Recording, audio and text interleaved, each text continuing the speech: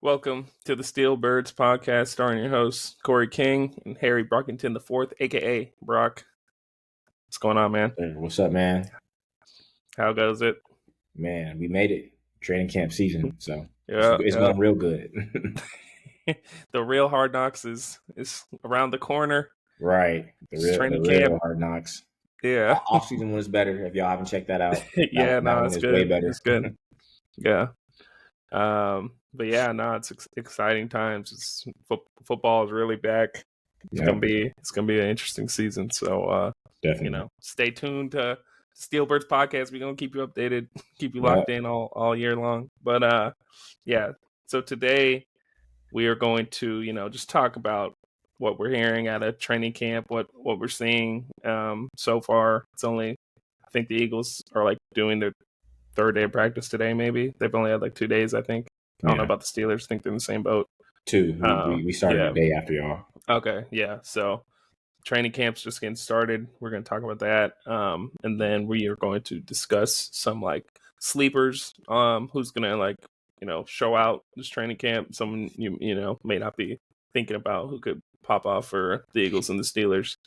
And then wrap it up with, our grind our gear segment and call it a day. So if you wanna start us off, what's happening down in Pittsburgh? How's training camp going for y'all? Yeah, so Steelers have their training camp in Latrobe College. That's where they're shacked up out there in PA. Right now, it's just kind of a little bit transition from mini camp, kind of the same things going on, the same dudes you see out there right now. For the first team, they don't have Troy Fautanu and Zach Frazier out there. They have what they had before they got drafted. So they have Dan Moore at left tackle with Isaac Salamalu, and then Nick Herbig is the center right now, and then they have James Daniels and Broderick at right. But obviously, Omar said eventually the plan is to make Broderick a left tackle because that's what he was drafted to be. So actually, this morning, there's a period called 7 shots where it's basically a 7-on-7 defense versus offense who can win the most reps out of 7 shots that you have to score.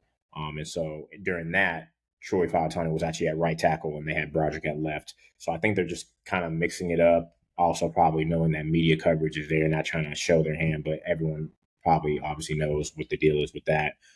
Zach Frazier is still running with the second team. He has some botched fumbles and snaps yesterday's practice. So that wasn't the greatest to see, but you obviously know that rookies are going to have a little bit of a struggle. Troy Fautanu seems to be more acclimated. He's very athletic, and he doesn't really, he's lost a few reps to TJ, as you would assume, but he's holding his own a lot versus these veterans. And Zach is kind of struggling a little bit, but for the most part, it's coming together. Russ actually had a calf injury. Yeah, he said he woke up with calf tightness, and everyone kind of, gave him the, when you're in your 30s, you just wake up when you have an injury, like you don't really need to do anything. So they kind of saying like he's going through the old man treatment. So he missed practice this morning and yesterday. And so Justin was running with the ones, and he was doing decent, had some touchdowns to GP and Calvin Austin the third. So that's kind of just what's going on. Just camp battles, the usual stuff, and just hopefully no injuries. Yeah, nice. Is the Russ injury is that going to be something serious, or like what's the timeline on that? They came and talked to him right after practice was over with, because obviously it was the second day in a row, and he basically said that if it was left up to him, he would have practiced this morning and yesterday, but Mike Tomlin and the trainers overruled him and said they don't want it to be anything that was whatever. And then it kind of gets worse as the end of training camp to preseason starts. So he basically said that, it is a nagging injury, but he feels like because it's just training camp and they don't even have pads on yet, that he could have practiced, both days, but he basically just, conceded to them and just didn't do it. But he doesn't plan to miss any more time. So I guess third practice, expect to see him, but we'll see. People say certain stuff and then it turns into something different. So hopefully that's what it really is. Yeah, a calf is interesting. That's right. Like a random calf on really random. Yeah. He said, well, what he did say is because they were saying like, oh, did he just wake up and it was? But he said that pushing the sled is what did it. And so Mm. I could see, when you're Yeah. like that and you're digging into the ground, that could be something. But the thing is it just the tightness, which is what was reported, or is it that if he pulled his calf? Because he pulled his calf, that's like when you pull your hamstring, you're not planting on that. You're not, all that Yeah. stuff, the footwork that has to do with the QB. You're not going to be able to throw the ball the way you would like to. So if it's that, then that makes things a lot different, as we go into the Definitely. preseason. So, but hopefully it is just the tightness, and we'll see if he does end up practicing. Yeah. Yeah. And this goes back to like what you were saying. I don't know if it's last week or the week before with your grind your gear segment about like how like the schedule is for NFL players. It's like, would he have hurt his calf doing those sled pushes if like the training regimen was different? Right. Didn't have that break and then hop into fucking sled pushes. Exactly. It's like if he was training hard, doing football shit this whole time, maybe it wouldn't have happened. So right, confusing the body is not the best thing to do in a sport like that. right. So yeah, damn. Okay. Yeah, out of Eagles training camp right now, one of the bigger things, Cooper DeJean hurt his hamstring. They said he was kind of awkward position. Didn't really give any other details to that. So hopefully it wasn't like anything too serious. But right. they said he's gonna be out at least 3 weeks. So that's kind of a big deal for a rookie missing camp. Russ for the Steelers, not that big a deal. He kind of gets the drill, but a rookie, especially a rookie trying to start in the slot right. as a DB, that's a pretty big deal. And but that has had injury issues already. Yeah, that's in the media. That's not going to look good. They're going to try to blow it up a little bit more. Yeah, I mean, yeah, he couldn't even go to the combine and do all the shit because if he was hurt, he had to do it his pro day. So yeah, he's not starting off hot, but hopefully that subsides once the season comes along. But yeah, the main thing I've been hearing and seeing is Jalen Hurts has been cooking. I think I don't know if it was both days or just one day, but they said at one point he was like 30 for 33. And the 3 incompletions were just drops. Like it wasn't like he threw a bad pass, like just receivers dropped the ball. So like, the media people are, getting excited because it's like, they said like, when Tom Brady and Aaron Rodgers are practicing, like the ball rarely hits the ground. And right now Jalen Hurts is looking really good. Especially, they said in the spring, he didn't look like he had much command over the offense because it was so new and he was scrambling a lot and, throwing on the run. And right now he's just drop back, bam, like accurate passes. He's controlling everything. Right. Yeah. And to that point, they were saying what's going to be different for him and a little bit more work for him this year is he's going to be like setting protections a lot. Him and Cam Jurgens are going to like collectively set protections. Jason used to do it, right? Exactly, yeah. So when Jalen came into the league, Jason Kelce was doing all that, so he didn't really have any like autonomy to overrule him. Right. So that's going to be more on his plate for a season that he has a lot of pressure, which I'm sure he expects, but it's just one more thing that he has to worry about. It's a brand new offense. He has all this shit going on. It's like, and you have to set protections. It's like, we'll see. Because, last year he was not good against the blitz, and we can say it's coaching, we can say it's protection, we could say whatever. But if all that is new now, new coach, new scheme, and you're calling the protections, there's no excuse to be bad against the blitz like you were last year. And if anything, you need to excel and carve up a blitz. As a fucking athletic QB, the blitz you should pray for people to blitz on you. You should run on them, fucking throw right over the middle, tear them up. Lamar kind of punishes people when they that should be that type of thing. The great QBs do not get blitzed because you get punished when you do. So hopefully he can get to that. But yeah, offense is looking good. They said, little things that matter a lot to me is like, I saw they were saying that they had some runs where it was like under center, just an under center handoff to Saquon. It's like, why is that a big deal? Well, because last year we were last of the league in under center runs, and the only time really we went under center to run the ball was QB sneaks. So I think they said we had like 21 under center runs to a running back. So it's like we shouldn't be last in the league if we have one of the best O lines in under center runs, shit like that. Yeah. Motion rate, we were bottom 5 in the league, and so far through training camp, like they're motioning Devontae around, they're doing jet sweeps, they're doing all types of things. So that is a big deal. That means a lot. It may not seem like much, because it's like, oh, it's the same Eagles team, same players, but all those motions and matchups and things you can do to a defense is going to make a big difference in making the offense a lot smoother. Anything on Quinyon? Is he healthy? Yeah, doing his thing. Yeah, I was just gonna switch over to defense now. Yeah, they're saying right now, just because of how good he's been playing, Isaiah Rodgers is looking like cornerback 2. Wow. So he's been doing well. Yeah, so just to like get Quinyon on the field, they're putting him in the slot. With Cooper DeJean being injured, and we don't really want to.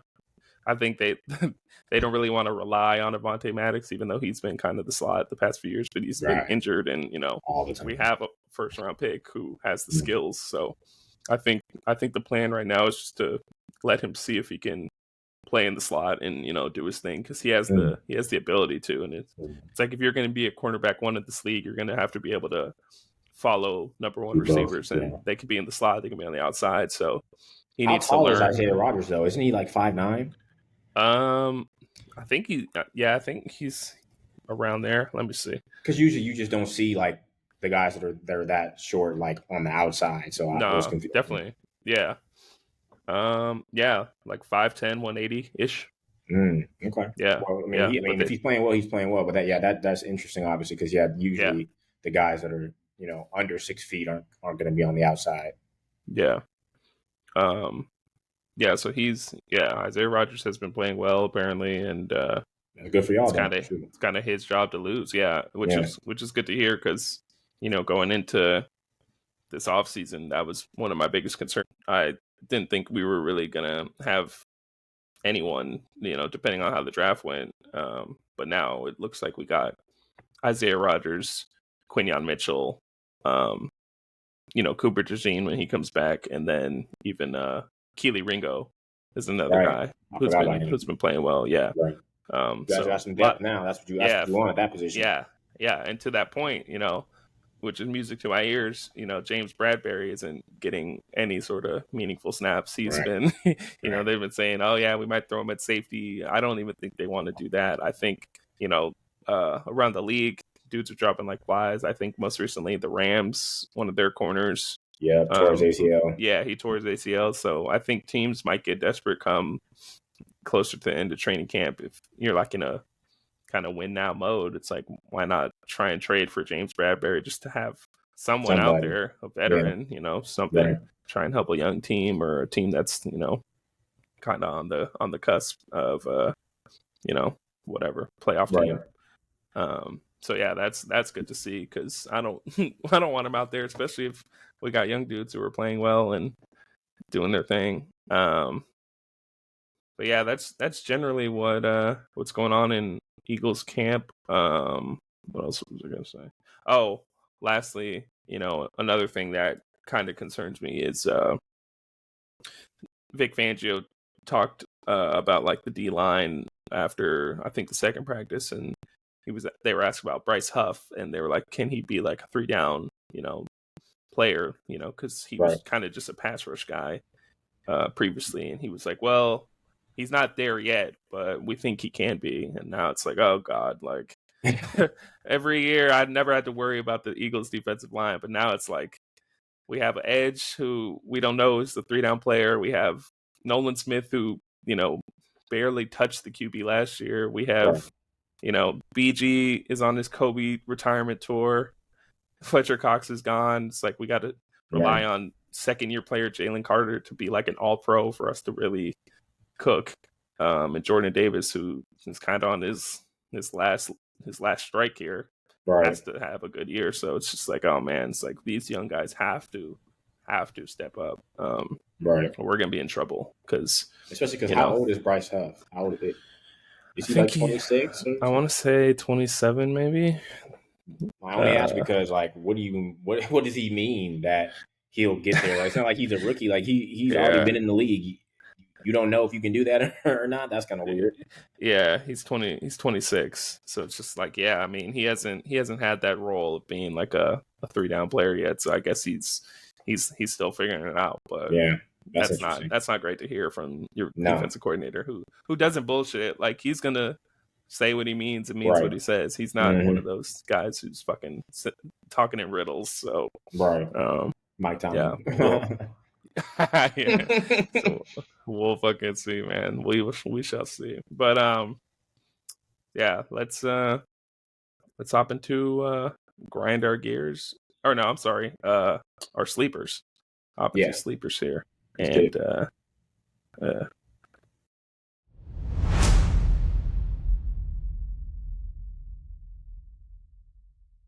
all right. Sleeper picks for training camp. You wanna start us off? Who you feeling? Yeah. You want to go one by one, or you want to do all of them at once? Yeah, we can go one by one. Okay, yeah, because I have three. So the first one is going to be on offense, and it's going to be Van Jefferson. Oh, okay. Some people are like, "What are you telling me?" Because he had one fairly decent, a little bit above average season with the Rams, and kind of since then he's been just in the wind. No one's really heard of him. And he was he was with the Falcons last year. Yeah, he was with Atlanta with Arthur Smith, which is why I kind of think we got him. We got a lot of people that were with Arthur, either if they were with him, in Tennessee or in Atlanta. And so, when I first saw that, I was just kind of like if it kind of was coming off the season that he had with the Rams, where he was good, I kind of would have been like, all right, maybe whatever, but wasn't really too interested in that. But so far, they're saying, from mini camp to now having the second practice be done in training camp, that he's pretty much the clear number 2 if he continues at this rate. At this rate, he's been winning off the line. His release looked crisp, showing a lot of that speed. Dante Jackson, the cornerback that we received from the Panthers in the trade with Deontay Johnson, is a burner. As everybody knows, ran low 4.3s, and Van has been seen running past him and kind of routing him up, which is good because speed versus speed. You want to still see that as one of his attributes. So I look for him to continue and kind of emerge as that wide receiver 2, as people are kind of thinking will happen. So we'll see what happens with that. But I'm gonna go with Van Jefferson for my first one. Nice. I can see that. I mean, like, sometimes you just need the opportunity, and I don't feel like he really had it in his other situations. But here it's like there's really no one else for y'all at receiver 2 right now. So it's just like if he can just step in there and do what he does, who knows? Because he's gonna have a chance. So that's good to hear. Yeah, my first one is going to be Kendall Milton, the running back out of Georgia. He's the undrafted guy, but he's 6'2", and I think he came in at 225, but now they're saying he's at like 232. So he's putting on some weight. He's not much of a threat like catching the ball, but they're saying he's a back that's gonna get the tough yards and has always been like a good north-south runner. So if he can show that like he hasn't lost his speed but is still big and can contribute like in the pass game, like as a pass protector, we don't need him catching screens and shit, but if he can block and run hard and get tough yards, give Saquon a break. Goal line back too. Yeah, that goes a long way. So that's a guy who going into the draft I thought was a good player. We drafted Will Shipley in the 4th round, but I've talked enough about him. I don't really see the appeal there, but a big back from Georgia who has graded well and didn't test amazingly. I think he ran a 4.6 40, but when you're big and strong and have good tape, I'm gonna give you the benefit of the doubt. Some people aren't 40-yard dash guys, but if you can play, you can play. So another thing about Georgia backs is like it's always by committee. Like I think maybe the last decade or 8 years, like that's what Georgia has had is like a 2-3 headed monster at running back, and you always kind of like those guys, even though it kind of takes away from you seeing them be like the guy. But it's like when they go into a process like how you guys already have Saquon and you guys, rotate backs, that's good to see that they already like acclimated to, knowing how it is sharing the rock, and also just being able to come in during certain situations. Because a lot of backs, they're just like, well, man, you took me out and now like I kind of lost, you know what I mean? Because, running back is kind of like that. You want to get those carries, but you already went through that in college. It's like you can kind of continue through that in the pros, which is good to see for him. Yeah.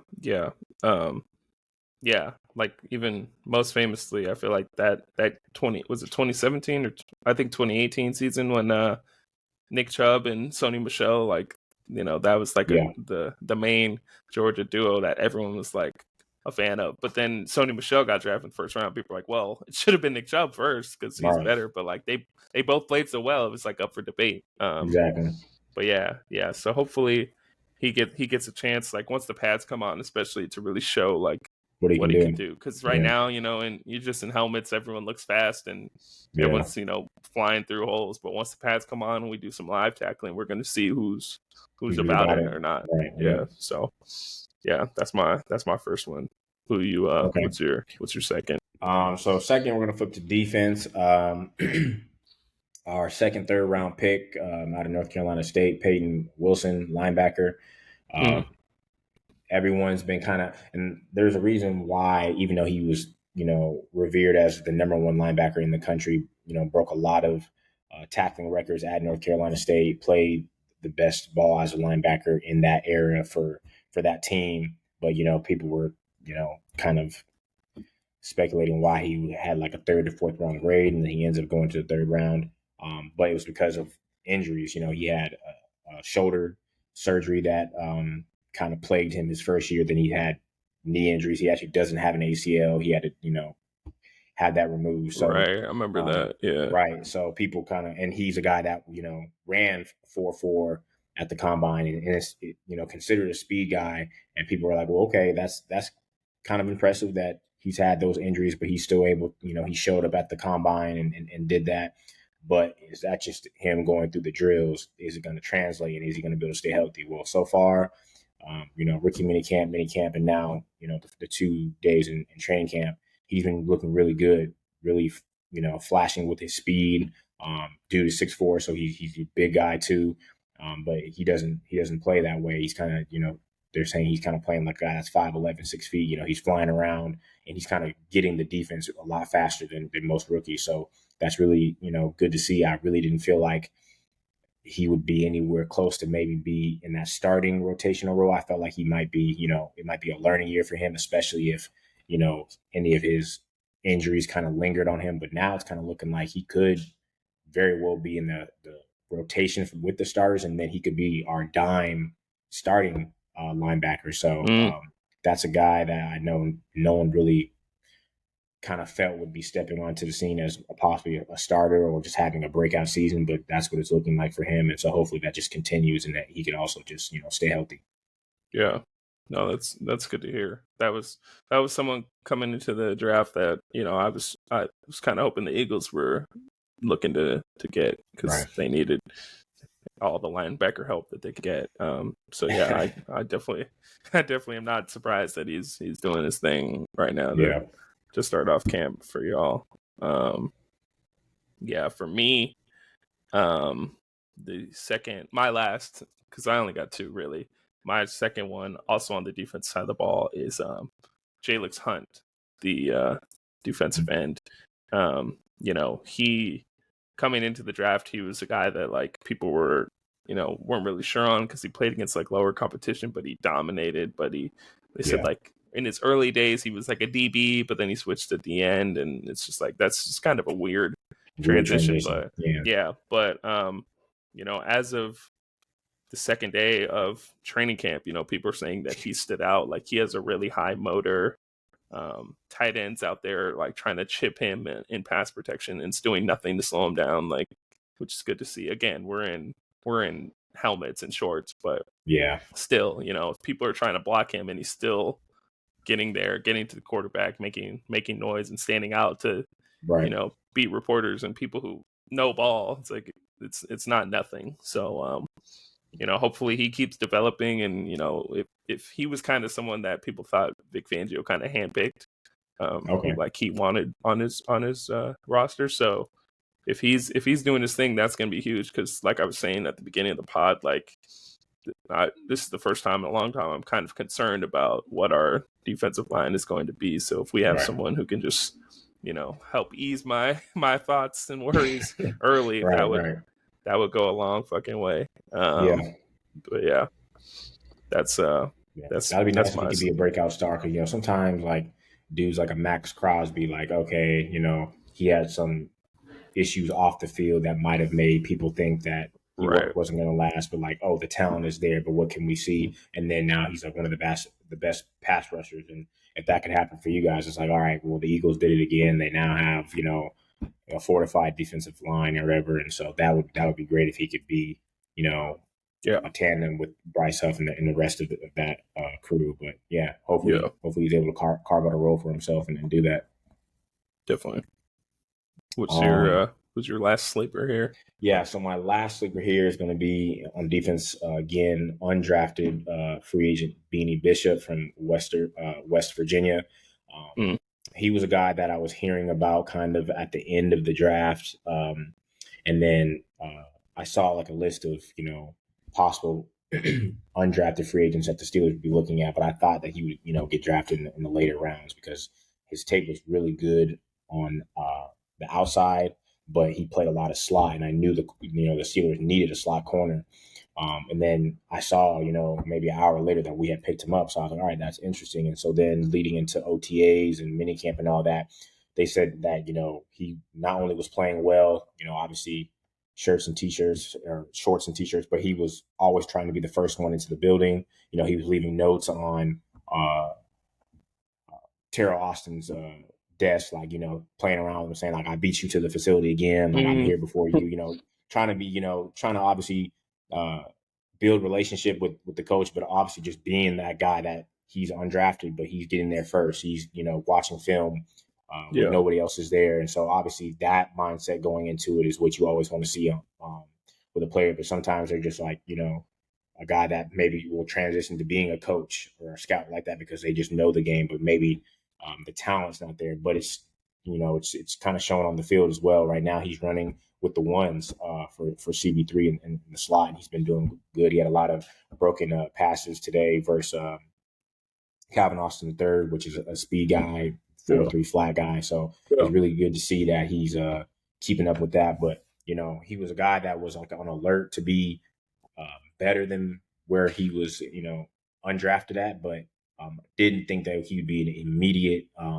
impact or even a guy that would maybe start. I thought he'd be like maybe like a cool depth piece for us, but right now it's looking like he's gotten that that slot position on lock, especially because Cam Sutton has that 8-game suspension, so he's not going to come back until almost Halloween, November time. So it's definitely going to be Beanie Bishop's position to lose, because even when Cam does come back, I would think that they're going to be right there rotating still, but he's probably going to get the nod depending on how he plays. So really cool story, kind of Jaylen Warren's story where he's undrafted and now he's, basically the one with Najee. He's probably going to get the same amount of carries as he did last year. So it's really cool to see stories like that where guys are, majorly overlooked, but then they come out and they're starting. So it's like, all right, they should have been drafted somewhere in those 7 rounds, because how are you, starting with dudes who are going in the first and second round, but you're an undrafted free agent. So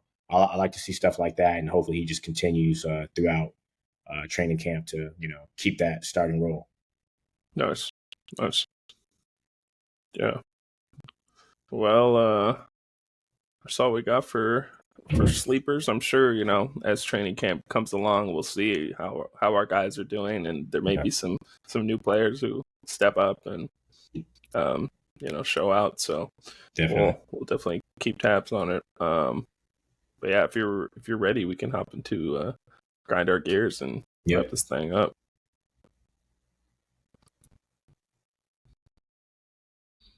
All right. Start us off, man. What you got? I always like when you go first. Feel like you Yeah, got the good I've shit. seen that's a trend here. You know, I've been having angry ones, so I guess that's good to go first. You're right. Um, right now there's a couple ones I see, but a main one that I'll just talk about for right now would just be how players are treated during this off-season process leading up into preseason and stuff like that, who are supposed to be getting paid. There's always the notion about specifically with wide receivers being divas and they only care about themselves, and it's just really weird when a dude, you know, has 130 catches and 1,400 yards, 1,500 yards, and he's consistently on the field, no injuries, and then he's supposed to get paid, and then people say, "Oh, well, he's trying to take all the money, and he's a me guy first." But it's like, what are you even talking about, dude? Yeah. Like these dudes are the main reason why the team is good. CD Lamb, really weird that he's not getting paid. What else do you need to see from him? Right. Very consistent guy, always over 1,000 yards, never injured, doesn't have anything going on. Like what's the deal? What's the holdup with that? So it's just weird, and I just think it's just it's mainly a media thing because certain things is just like what football is, and you'll hear about certain stuff with quarterbacks and stuff like that. But like a lot of this, I feel like is just media being messy and wanting to always drive a narrative about certain things. It's like these guys are putting in work that nobody is seeing, and some of these people who have never played football before could not even imagine the work that it takes to not even get to NFL, but then to be the best on the planet, basically. But then you Yeah. want to write, this guy is selfish. This guy is the reason why they won't be able to win a Super Bowl because they're not going to be able to get this person. Because it's like, no, man, well, they're playing. It's basically like war, gladiator stuff. Like we know that we experienced that. You're doing it at the highest level. You're doing it consistently, breaking records, maybe for the franchise, but you can't get your part. I just don't understand it. But I mean, for the QBs, it's like that's expected. They're supposed to get paid. That's what's supposed to happen. Well, okay, football is more than the QB position. Yeah, you want to get that figured out, but then he has to throw it to somebody. You know what I mean? Yeah. Somebody has to rush. Someone has to block. There's different positions, and I feel like when it's time for these guys to get paid, there's all type of narratives of like all of a sudden now this person, I don't know if in the locker room he's the best guy or he's not a leadership guy, and it's like people on the team are like we don't even know what they're talking about. So it's just really weird that Yeah. these media people just come out of nowhere and say these things, and so I understand why some of these players have real beef with some of these media people because it's like we understand you guys have a job to cover the sport, but as I've said before on here, do your due diligence and don't be lazy and don't just say things just to say things. It could be slow. It could be the off season. We understand that, but maybe write about how if they don't get this deal done, maybe the season looks different for this franchise instead of saying, this guy is going to mess up the cap because of this and this. Like, why is it always something negative instead of it being positive? Because the dude is being talked about to get paid because he did something positive. So why don't you want to meet that with something positive? So for me, that just gets on my nerves. And, it's always this time of year where the media start creating stories and saying negative things about dudes. And I just wish they could just not do that. It's the same thing every year. So that's just kind of like a pet peeve of mine. No, yeah. No, you're preaching. Especially one like point to that is like, especially for like a CD Lamb or a Brandon Ayuk, it's like you're seeing everyone else around you on your team get paid when they did their shit. You Right. paid every other position their due when it was time, but now my number one receiver, I'm the number one receiver, and you don't want to pay me. It's Why? my turn, and then now, and I'm Yeah. not getting paid. Now Like I all of a just sudden saw, you pinching pennies and shit. All of a sudden, right. after all I did. I just saw this morning. Jabril Peppers gets his bag, rightfully so. People thought that he was because he played so many positions at Michigan that he was kind of just a floater, but he's carved out a safety role because I know he mainly played linebacker at Michigan, but did a Yeah. bunch of different things. Gets the bag there, and it's like everybody's getting paid in New England, but Matt Judon, where's his bag at? And so it's like I saw, a reporter reported, it seems like everybody's getting their money in New England, but Matt Judon. But it's like I remember, like specifically after the season, people were saying, was Matt Judon going to hold out when it was coming to, OTAs or rookie camp or any of those things where he needs to be there because he's a veteran. He's gonna hold out because of the money. But it's like, he's been one of them, other than Jabril on defense, he's been one of the main reasons why they were even talked about at all. And unfortunately, they lost Christian Gonzalez because I feel like he would have been right there as a rookie for them. So hopefully he stays healthy in the second year. We can see that from him. But it really was just Matt Judon and Jabril Peppers. No one, you can't name really anybody else on that defense that was doing anything whatsoever. But he wanted his bag, and maybe he's going to hold out. And is that going to hurt the team? No, just pay him his money, man. And maybe you should write an article on why you think they aren't paying him and why everybody else is getting paid but him. That would be something that you could write instead of, just assuming, he's a me first guy, even though he has the sacks to back it up. He has the pressures to back it up. So, yeah, that's just mine. Yeah, no, I was kind of thinking of saying something similar, not to that end necessarily, but just kind of, like people in general, not even just media, but just people in general, like taking sides of teams and billionaires, like you're in the wrong every time. Like if it was your fucking job and you wanted to get a promotion, you wanted to get paid, no one is ever saying, oh, but think of the company. Fuck that. No. Get your bag, get your money. It's always get those checks. Like I could give a damn about these teams and these owners, like and their concerns for salary cap, and make it work. If you want to be a good team, you have to pay good players. I'm not taking pay cuts. I'm not, you don't need to do all that. Right. That's on them. The last thing I'll say is like, when it goes to somebody getting traded, and it was, they have to talk to the GM or the head coach about it. What do they always say? It's a business. So we love the guy, but it can't be taken personal. So why isn't it business when it comes to the players? It doesn't make any sense. And the media will be like, well, yeah, they can't really take it personal. They have to understand that it is a business, and they got traded so they can get equity back, whatever. Okay, cool, that all makes sense, and we all can agree on that. But where is that same narrative when it's the players, and the players are saying, "Oh, it's a business. This is my body. I got to look out for me first. I got to look out for a family that I have to feed after football is over." Yeah. But it's like, okay, y'all know what it is, but it's just you're choosing to be negative and be weird.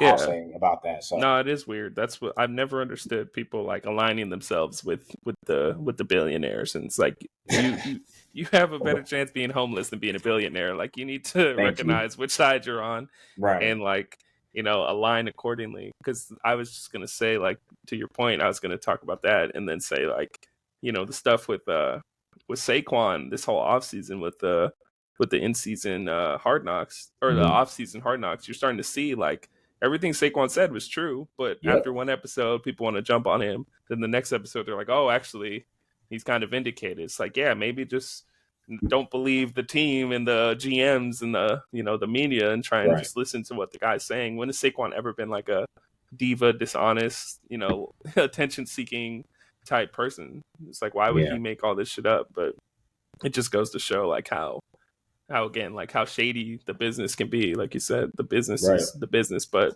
let's keep it a business both ways. Let's not just let teams do whatever they want, and then when it turn around and come to the players, act different. And if you can't do your own research on what's going on, maybe just wait, because everything's gonna unfold.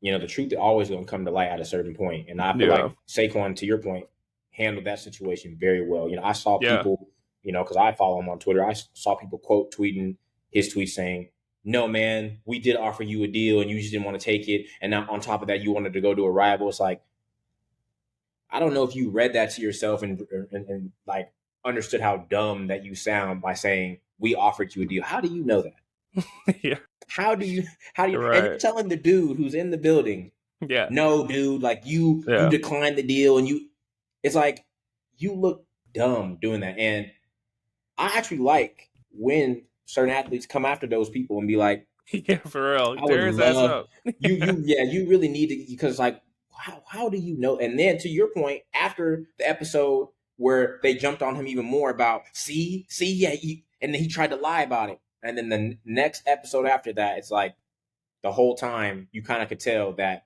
he wasn't going to sign him. He kept saying, go and test the market. But then they want to say, oh, no, keep your apologies, keep your... Yeah.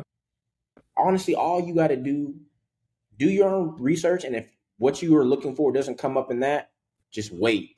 It'll come to light. The season is right around the corner. All you got to do is wait. But you want to get on social media, start typing weird stuff, and make yourself look like an idiot. Yeah. But that's what these fans are, man. They just want to react to things and say whatever is going on. Yeah. They want to be a part of the group with everybody else. But Yeah. weird stuff. Yeah. And lastly, to all that, like part of that whole dishonesty with what the Giants were doing that whole offseason, or this past offseason too, is like I saw stuff saying that Saquon didn't know that those calls were being recorded either. Like some of those calls weren't even. Yeah, so it's just like y'all were just dishonest from start to finish with him, and it's like he doesn't even like realize that some of those conversations were being recorded and going to be on fucking Hard Knocks. He probably would have, said things or acted differently if he knew that it was recorded. But they said like I don't know which ones exactly, but they said like he didn't know that every conversation damn there was being recorded on Hard Knocks. So that's just goes to show how fucked up and sketchy the situation was. So, glad he's out of there, not just being an Eagles homer, but he deserved to be with a better franchise. He's too good of a player to kind of just go stay and die in New York. Right. And you guys are just very honest with your players too. Like, I think that's what every player wants out of an organization. Like, I feel like when his contract up, I don't feel like you have any burn anymore. I feel like y'all are the organization to be like, sorry, we're gonna go in a different direction, or you can stay here, but we're probably gonna bring a young guy in that you're gonna back up. Giants, why the smoke and mirrors? Just he wants to know so he can do what's best for him. Right. So why don't just tell him the truth and be out there with it. But it is what it is. Yeah. That's why they're gonna stay towards the bottom half of the league, and other teams aren't. When you go about things like that, that just goes to show like where you are as a franchise. So yeah, well, that's all we got this week. Follow us on socials at Steelbirds Podcast on Instagram, and follow me and Brock on all our socials at Brock_IV and at It's Your Boy CK. And we will catch you all next week. Yep. See y'all next week.